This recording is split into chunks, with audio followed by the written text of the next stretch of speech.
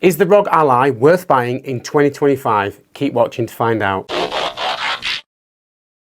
Hey guys, and welcome back to the channel. It's been a while since my last video. So I've been after a gaming laptop for a while now. And I know I've just mentioned about the Rog Ally and we'll swing back to that in a minute. But initially I wanted a gaming laptop. The reason being is because I stream live on TikTok and other platforms will be happening soon as well. But my PC has been struggling lately and I've noticed I lose around 30% performance when I've been doing my streaming from my PC. So I wanted to have a separate streaming PC to take that load off my gaming PC. So I had one PC in control of all my stream and all my interactions, my chat, my camera, my microphone, and then my gaming PC could just be left alone, just do what it needs to do, and that's to play the game. So when I was initially looking for a gaming laptop on Facebook Marketplace here in the UK, places like CEX, I didn't want to spend an absolute fortune, and the prices of gaming laptops seem to have just gone through the roof lately. I bought an Asus TUF gaming laptop about 4 years ago for about £500, and even today to buy that exact laptop, it would still cost me around £500 to £600, which is just absolutely crazy. And that's when I stumbled across the Rog Ally. So the Rog Ally is a handheld gaming PC effectively, and these were coming up on my Facebook feeds, on Gumtrees and all that kind of thing for around £300 to £350, and that was roughly around half the price of what a lot of the laptops were coming up as. So it piqued my interest. Now this is the first version of the Rog Ally. There is the Rog Ally X, which is in black, and that has come out this year. This actually came out in June 2023. So in terms of tech,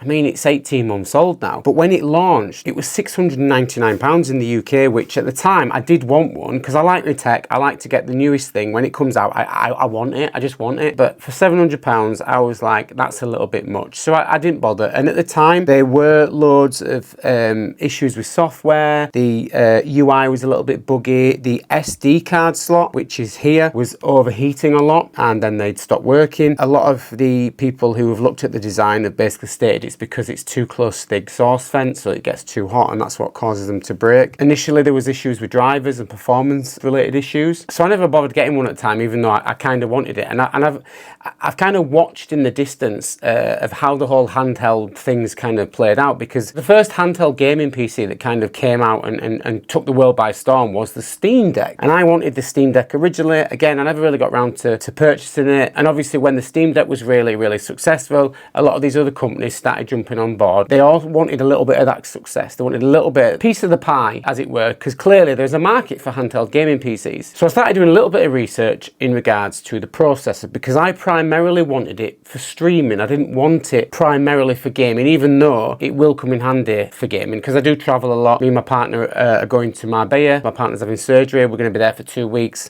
So having a handheld device while she's recovering, I'll have something to do as well, and it'll just make those 2 weeks a little bit easier, sort of thing. So when I was looking at the processor is a Z1 Extreme. It's an AMD Ryzen Z1 Extreme, and when I was looking at Reddit and looking at posts online, it was a very capable processor, not just in terms of the graphics, it was seemingly good enough for streaming. So I was like, right, for 350 quid, it was on Facebook Marketplace, it looked in really good condition, and he said he barely used it. So anyway, I went and looked at it, and sure enough, having a look at it looks in really good nick. He'd put a screen protector on it from the day he bought it, so when I took that off when I got home and give it a good clean, it was immaculate, so there is no damage to it whatsoever. So I was absolutely over the moon. So I got home and I started tinkering with it. Before I even started streaming or anything like that, I started playing some games on it, and we will circle back to games later on in the video where I'm going to actually play a few games on there and show you the results of that. So once I'd messed around with it for a little bit, that's when I started to set up my stream. So I set up TikTok Studio, got it all connected. I had some tech issues, but that's a whole other story for another time. But I managed to get it sorted. I bought a capture card. I've got the Elgato 4KX, and sure enough, I can game on my gaming PC and I can stream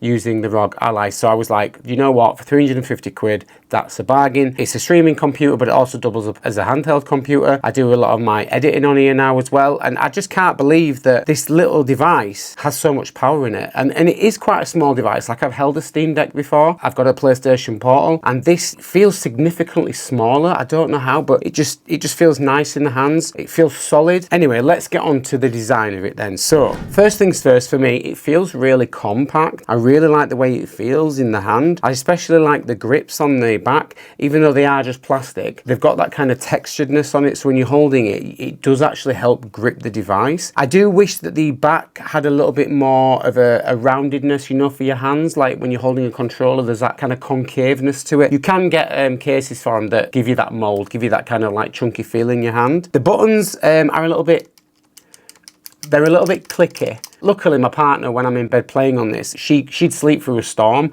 So when I'm laid next to her in bed and I'm like, she doesn't wake up, which is great. The D-pad for me feels solid enough. It doesn't move, it don't rattle. I mean, it moves because you want it to move, but I mean, it doesn't rattle in place. You know, it feels pretty solid. I have played a few fighting games on this and I've not had any issues kind of maneuvering around and getting those combos in. For me, the triggers feel quite nice when you pull them. They've got a nice soft resistance to them. The L button and the R button, on the other hand, I just wish that they were a little bit bigger, because I find myself when I'm using it, I do miss these buttons. I'll accidentally hit the triggers. So, I mean, that's just one small thing, but, you know, there's got to be a compromise somewhere to get it all fitted into this kind of shape and this size and this form factor. The analog sticks for me, they could do with being a little bit stiffer. I find that they're a little bit rocky and loose. Like when I move them around, they just need, I feel like they need a bit more tension to them. If I go from this immediately back to my PlayStation 5 controller and then come back, I can feel it. I get used to it,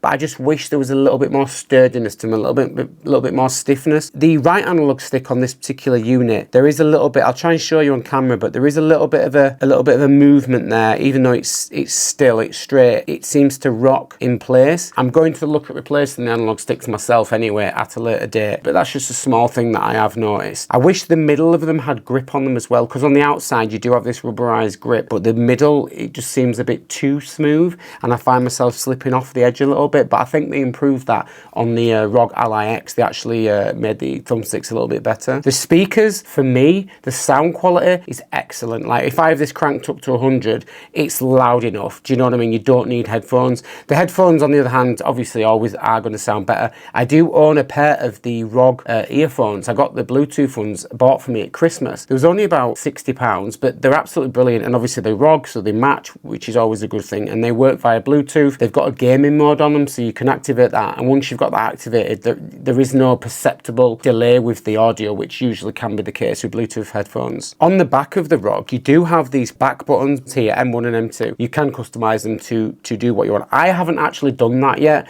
I find that the default layout for me is fine enough. It's something I'm probably going to tweak in the future, but I just haven't got around to doing it yet. On the top, you've got your headphone jack, you've got your SD card slot, which I've not tested out yet. So this is the second-hand unit. So for all I know, that might not actually work. I haven't got a micro SD card. I'm going to buy one, but I haven't got one yet. Then you've got the XGM, which is their proprietary port, which allows you to connect to the Asus ROG external GPU. And then next to that, you've got the Type-C port, which allows you, obviously, you plug your charger into that, but you can also plug it into a docking station, which I've got down there. You've got your volume rocker, your up and your down. Got a couple of lights there to show that it's charging, and I believe that next one is just shows you that it's turned on, or shows you what it's doing. Like it's currently white now, which I've got the screen on and everything's turned on. Then you've got your power button.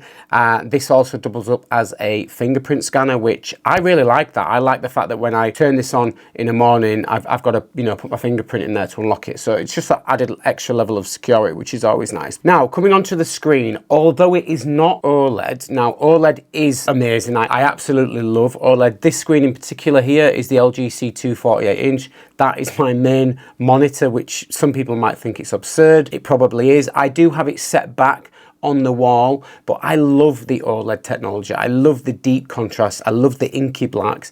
For me, OLED is the future. Playing games, watching movies on an OLED is fantastic. Now, coming back to the ROG, it is not an OLED screen. It is a 7-inch IPS 1080p panel. Now, although it's not OLED, which is unfortunate, like the Steam Deck OLED, it is a good screen. It has a 100% sRGB, which if you've played on the original Steam Deck before they brought out the OLED model, had around a 63% sRGB screen. Now, I have played on a Steam Deck before, and there are comparison images on the web, but the screen in particular looks very muted. It looked very washed out. When there was reds and oranges and greens on the screen, you could tell that that screen quality wasn't quite where it needed to be. But in regards to the ROG, it's 100% sRGB.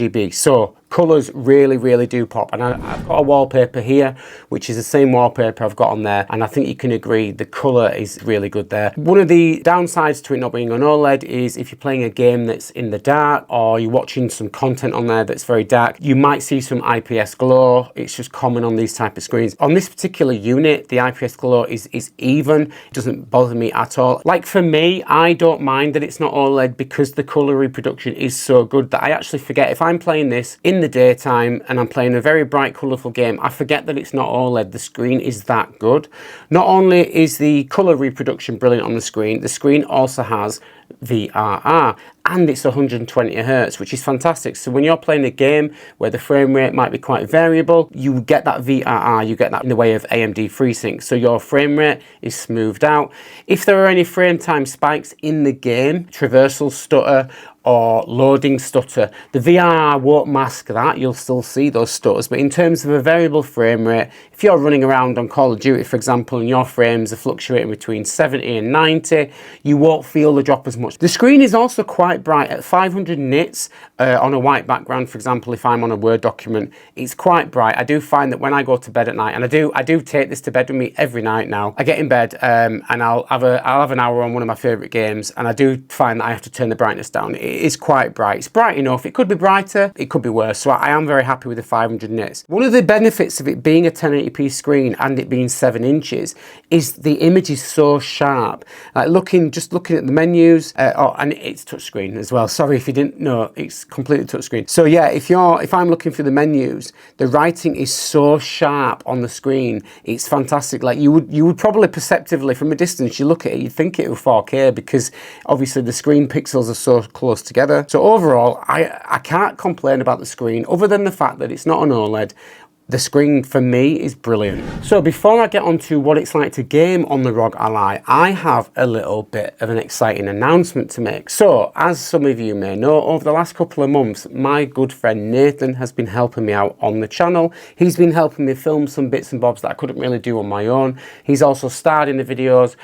We went to the Doncaster Gaming Market. He also helped me film the PlayStation Portal videos, and he's done a few little bits on the shorts as well. I've been really impressed with the way Nathan has been on camera. So the other day I asked Nathan to come on board the channel full time. He's been a great help over the last couple of months. I've enjoyed doing these YouTube videos with him. We are friends in real life. We've been friends for a long time. It's been nice to work with my friend on things that we both are interested in, our hobbies. We also both stream on TikTok together, so we do a lot of things gaming wise together anyway. So I was like, why don't you just come on board the channel? You'd be a massive help. We can obviously do it all together and enjoy it together. This is what Nathan had to say. Over to you, Nathan. Cheers, Liam. So, I'm Nathan Yeadon. I just want to say a massive thank you to Liam giving me this opportunity to not only help out, but come together with my best friend to create something what I hope is special.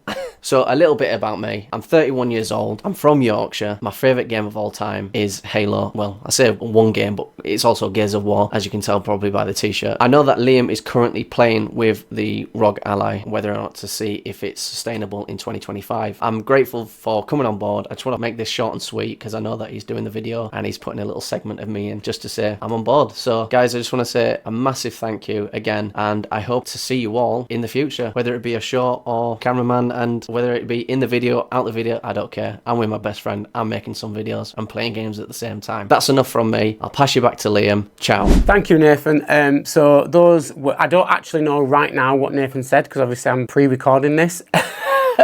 So hopefully what Nathan said was good. You know, I'm sure it was. So the Rog Ally, what is it like to game on it? So I've got the 512GB model. I am looking at upgrading the SSD soon because I've already filled that. That got filled pretty quickly. And the games I've got installed on here are Black Myth Wukong, I've got Hades, Helldivers 2, Marvel Rivals, and Octopath Traveler 2. So I'm going to now play those games and you guys can watch and get a kind of idea of what the performance is like. But overall for me, I've not had any games that I've not been able to play so far. I've downloaded loads of stuff and I've had to uninstall some stuff to put new stuff on there because 512 gig doesn't get you far these days. I think Black Myth Wukong is 130 gig on its own, which is just absolutely mental. Right, onto the games then. I have mutant powers and a little demonic magic too. You don't know me. A shame, but you will. Don't get that vehicle to just I got you!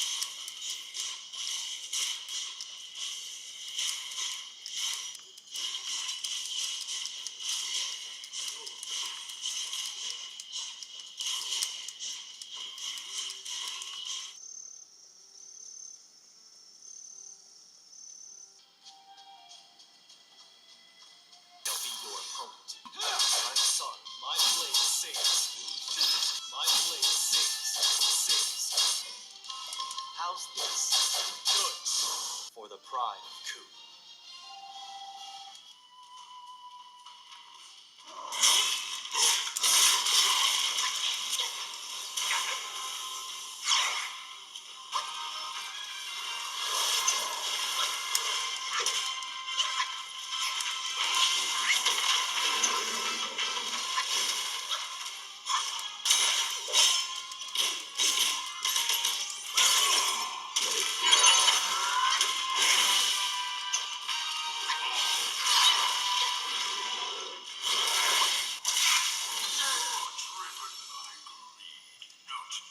What do you think, guys? I think that is a pretty impressive showcase, if I'm honest. The fact that I can play Black Myth Wukong in my hand, laid in bed, it's just insane. Yeah, you're not getting a locked 60 FPS all the time. Sometimes you might have to turn on a bit of frame gen here and there, but overall, you're playing these games in your hand. You're playing these console quality games in your hand. And in the way of like indie games like Hades, a locked 120 frames per second, it's a very colourful game. It looks beautiful. And in a way, having a handheld again, it's made me fall in love with gaming again, because on PC I get distracted sometimes just because there's so much choice. I'm constantly flicking between different games. But the handheld at the moment, every time I get in bed, I just spend like an hour or two on it. I switch off from everything else.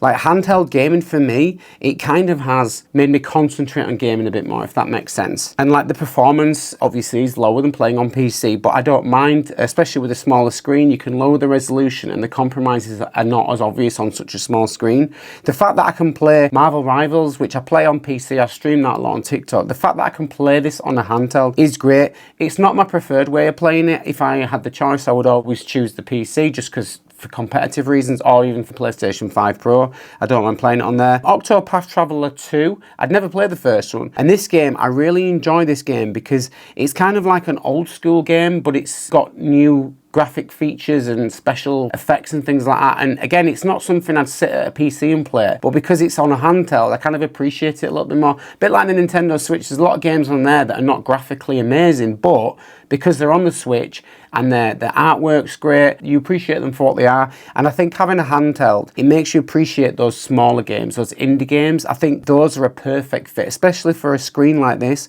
which is 120 Hertz. You playing any type of indie game like that, you can maximize those FPS and get such a smooth experience. Helldivers 2, again, I can't believe this game plays on this device. Like, that is absolutely mental. Being able to lay in bed and kill aliens and robots, you know, what more could you want? So that's the gaming side of things. I am probably going to be looking at doing some benchmarking in the coming videos. Let me know in the comments below, because I've seen a lot of videos, or I've seen a lot of requests of people that ask what it's like to play this game on there, what it's like to play this game, can it run this game, can it run that game?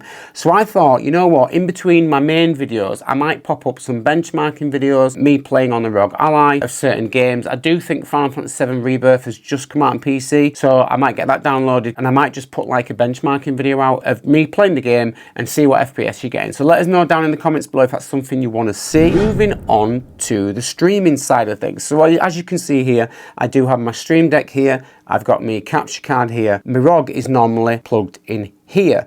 This is a Ugreen dock that I got off Amazon. I connect that up to the ROG, and then at the back of that, it's got various ports, USB A and C, a power port, Ethernet port, and things like that. And that's then connected to this monitor. And I'll show you either a picture or an image here. Wait, those are the same thing.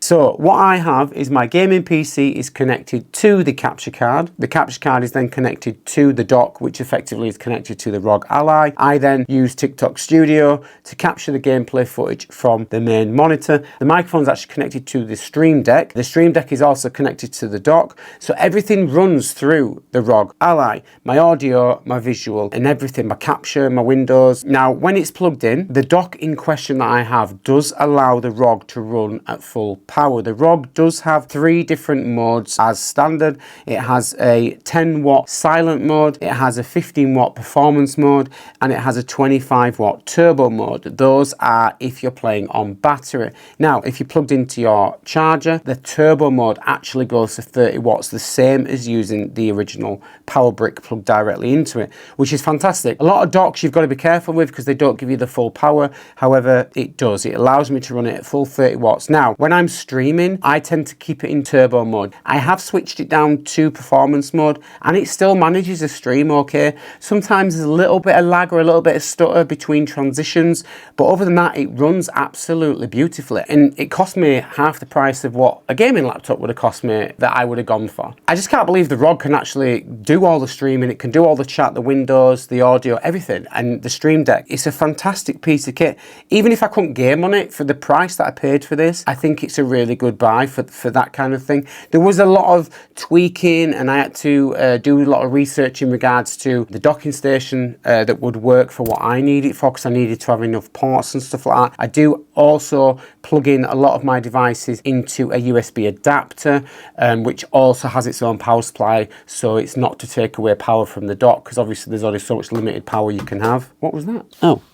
It was my earphones that fell on the floor, the ones I was telling you about. Before I give my definite answer, my definitive answer on whether or not I think it's worth buying one of these, I have compiled a good versus bad points list. The things I do like about it, it runs on Windows, which is in the good and the bad section. So Windows is great in terms of its versatility, the fact that you can run emulators on it, compatibility wise, generally it's a lot easier to work with than it is Linux, in some cases Mac. You can also run some of the games on here that you can't run on the Steam Deck, so games that require like anti-cheat software, they work on Windows, no problem. So you can play your Call of Duties on here, you can play your Fortnites, Rainbow Six, I try to think of other games that use anti-cheat, but any games kind of like that, you can play on the Rog Ally, whereas you can't necessarily play them on Steam unless you sideload Windows onto it. Windows can be a pain in the backside to use, especially when you come in with drivers, conflicts. I've had a lot of issues trying to get my audio to work. I figured it out in the end, but sometimes Windows can just be a pain. And for me, the best Windows, hands down, was Windows XP, and that will never change. And I feel like Windows 11's got to a point where it's good, but I still think there's a lot of improvements there. I do believe that it being a handheld gaming PC, there still needs a lot of work in regards to navigation. Now, when you are not gaming, you can use it in what's called desktop mode. For example, your right analog stick moves the mouse round, your RB button is to select, your trigger is right click, and then you also have the left analog stick, you scroll up and down websites, but it's not very intuitive. And the thing is as well, sometimes it just completely stops working. You have to go into Asus Command Center, and then you've got to toggle this button here, which goes from auto to gamepad and back to desktop. And generally speaking, it will then reactivate. But it's even done it where it hasn't come back, so I've had to restart it and then it comes back. So that's a little bit of an annoying thing. So Windows is good, but it's also bad. So good. Design. I love the design. I love the way it feels in the hand. I love the fact that the weight is kind of evenly distributed across the whole thing. There's no like one weighted side. It's got you can hold it with one hand, so it's not too heavy that you can't hold it with one hand, but it has a nice bit of weight to it. Even though it is constructed of mainly plastic on the outside by the screen, it feels solid. It feels nice in the hand. It does feel, especially with them grippy textures there, it feels nice in the hand. It's light. It's light. It's heavy enough to feel quality, but it's also light enough to not feel too heavy, if that makes sense. It's a good heavy, a light heavy, a heavy light. Yeah, if that makes sense. Compatibility generally is pretty much solid, so any devices you plug into the dock, they're just going to work. USB devices, things like that. When I bought this off the gentleman, I got it home and I did a full system reset, and what I did was entered the BIOS and did the cloud update from scratch, and it managed to connect to the internet and download everything, all the drivers it needed, and when it had finished, took me a while, but when it had finished, it was like brand new again and it worked just fine. The battery. Now, I've not mentioned the battery up until this point, and one of the main reasons I haven't mentioned it yet is simply because I don't really use it like this. When I am laid in bed, I'll have it plugged in because I want to get access to that full 30 power mode. I don't generally use it without it being plugged in. When it's in its dock, it's plugged in, but the battery life is terrible. Now, one of the reasons it's terrible is because there's a lot of power being used, if I'm playing a AAA game, like for example Helldivers 2 or something like Marvel or Red Dead Redemption or anything graphically intense like that at full speed turbo mode, I'd be lucky to get an hour out of this. If I'm playing something like Hades or Octopath Traveler, turn down the resolution, turn down the frame rate, turn the brightness down, I might get 2 hours out of it running it in a much lower power mode. You're not going to buy this for battery. You're not going to be spending hours on a train without being plugged in. You're not going to manage to fly anywhere in the world without being plugged in. It will run out of battery. Now in the Rog Ally X, which effectively is this, it's not quite a successor, it's more of a mid-life upgrade. The Ally X, it uses the same processor, but it's got a better battery life, more RAM in there as well. But overall, it's effectively the same thing. But the battery in this is not great. So just be warned, if you're looking at buying one of these, a Nintendo Switch or a Steam Deck, it ain't for battery life. Going back to the analog sticks, for me, they're a little bit too, they just feel a bit flimsy. And they're too light. Like, I feel like they need more restriction on them. I haven't even mentioned it yet, but I love the RGB. So the RGB in the command center, you can change the color schemes on there. You do have a couple of inbuilt color designs. I just leave it on basically rainbow, so it cycles through all the colors in like a slow morphing fashion, and I love that. But you can change it from static, where you can choose your individual colors. You've got a breathing mode, which basically looks like the colors going off and coming back on gradually. There's a strobing mode, which I don't know why you'd ever want that. Color cycle, where it just cycles through colors. I just leave it on rainbow. I think rainbow for me looks the nicest, and it's kind of the one that it always shows like being advertised as. It's just a little neat feature. Again, if you turn these off, you're probably going to get a little bit more of a battery life, but I kind of think it makes it. I kind of think it makes it stand out. It gives it that Rogness, because Rog are very well known for kind of having a bit more gamery themed things that they sell. So anything that has been rogged, as it were, tends to be covered in RGB, which,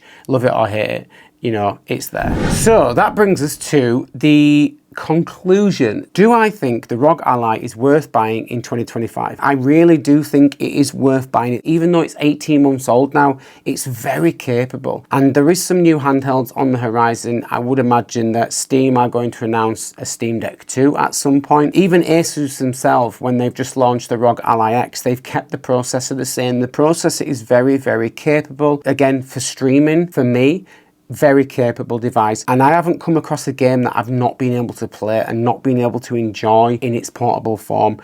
I think it's a really good buy, especially if you can get it for £350. I do believe right now, as of filming this video, it can be bought for around £450. If you do buy one second hand, just obviously make sure they've still got a receipt if possible. Although if they bought it 18 months ago, it won't be under warranty. If you can buy one from retail, I would always advise that, just because you get a receipt, and you know what, there's nothing better than opening a brand new item, is they're getting it out of the box. You know, when you get that brand new smell, oh, I love it. But at least you have the warranty and you know that it's brand new and it shouldn't really have any issues with it. That's gonna pretty much wrap it up from me. I've really enjoyed making this video. I hope you guys have enjoyed watching it.